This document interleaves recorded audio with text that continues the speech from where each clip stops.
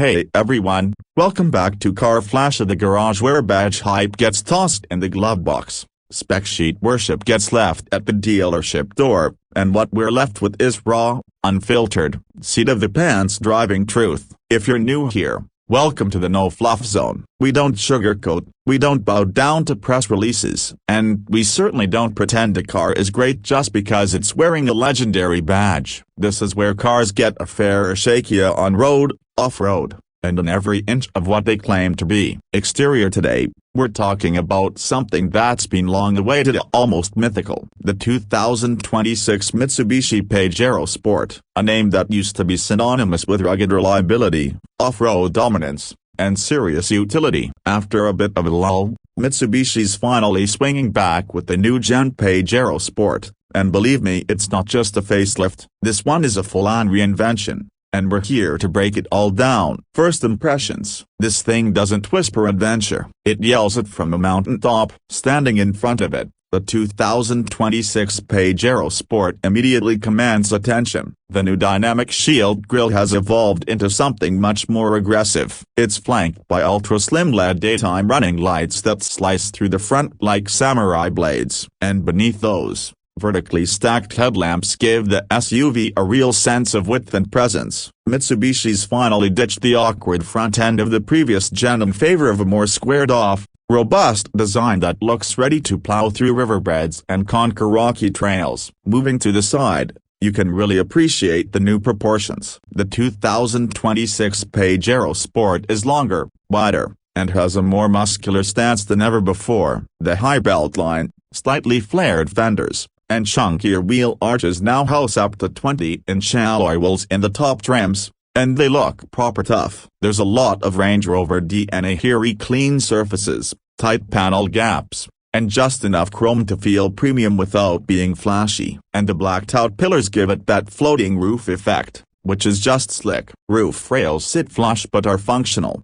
and the ground clearance, a healthy 218 millimeters, giving it genuine off-road credentials. Swing around to the back and the redesign continues to impress. Mitsubishi has finally let go of those controversial teardrop tail lights. Instead, we now get wide, LED signature tail lamps that wrap around the tailgate, offering a much more modern and solid appearance. The tailgate itself is electronically powered and wider, making access to the boot space smoother. There's also a rear skid plate and tow hook as standard on many trims, so yeah, this thing's not just for city grocery runs. Interior. Inside, Mitsubishi has leveled up. No more utilitarian, plasticky cabins. This new Pajero Sport feels like it's genuinely gunning for the premium midsize SUV market. The moment you step in, it hits you this isn't just a rugged hauler anymore. There's real finesse here. Soft touch materials cover the dashboard, door pads, and center console. Leather upholstery is standard on mid and upper trims,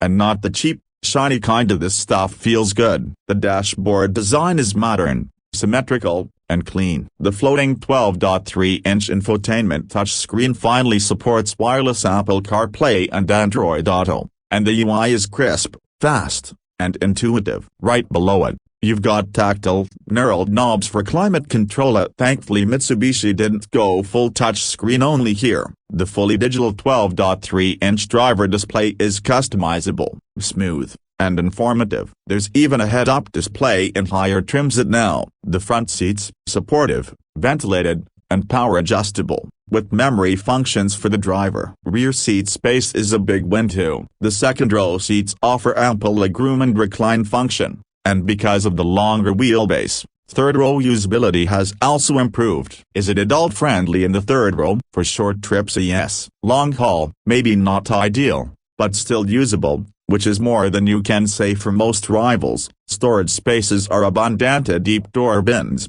a large glove box, wireless charging pad, and a cooled center console. Rear passengers also get AC vents, USB-C ports, and cup holders, so Mitsubishi didn't forget about the people in the back. Boot space with all rows up is modest, but fold the third row when you get a flat, wide cargo area that's great for gear, dogs, or weekend haul. Now, onto the meat. Performance. Under the hood, Mitsubishi has ditched the old 2.4-liter engine in favor of a new 2.4-liter biturbo diesel that's more refined, more powerful, and cleaner. It puts out 210 horsepower and 500 newton-meters of torque. It's mated to an 8-speed automatic gearbox that shifts far more smoothly than its predecessor. Whether you're cruising on the highway, hauling a trailer, or crawling over rocks, this engine delivers. It's got grunt down low and doesn't run out of breath at higher speeds. And yes, Mitsubishi still offers its legendary Super Select 4WD2 system. You get multiple drive mode: Eco, Normal, Gravel, Mud, Snow, Sand, and Rock. That means you're not just getting some soft roader. This is a legitimate 4x4 with the locking rear differential, low-range gearing, and excellent off-road geometry, hill descent control, off-road cameras, and all-terrain tires and higher trim seal the deal. On-road, the ride quality is significantly improved thanks to better suspension tuning. It absorbs bumps, stays composed through corners, and the NVH levels are impressively low for something this tough. Fuel economy. The official number is around 13 to 14 km/L combined, which isn't bad for something this big and brawny, and it runs on BS6 Phase 2 compliant diesel, so emissions are under control, and it's future-ready. Safety is no afterthought either. Mitsubishi's packed it with ADAS features including adaptive cruise control,